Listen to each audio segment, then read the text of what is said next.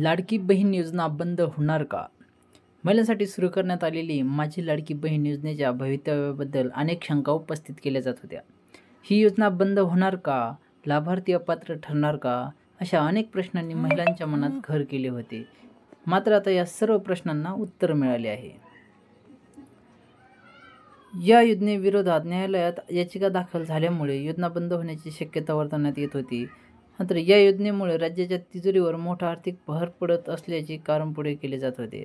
बनावट लाभार्थी. अनेक बनावट लाभार्थी या योजनेचा लाभ घेत असल्याच्या बातम्या समोर येत होत्या. या सर्व शंकांना सरकारने आता संपूर्ण विराम दिला आहे. माझी लाडकी बहीण योजना बंद होणार नसून ती यापुढेही सुरूच राहणार असल्याचे सरकारने स्पष्ट केले आहे. या योजनेसाठी सरकार आर्थिकदृष्ट्या सक्षम असून भविष्यातही ही योजना राबवणार असल्याचे सरकारने न्यायालयात सांगितले आहे. तर बनावट लाभार्थ्यांचे काय होणार?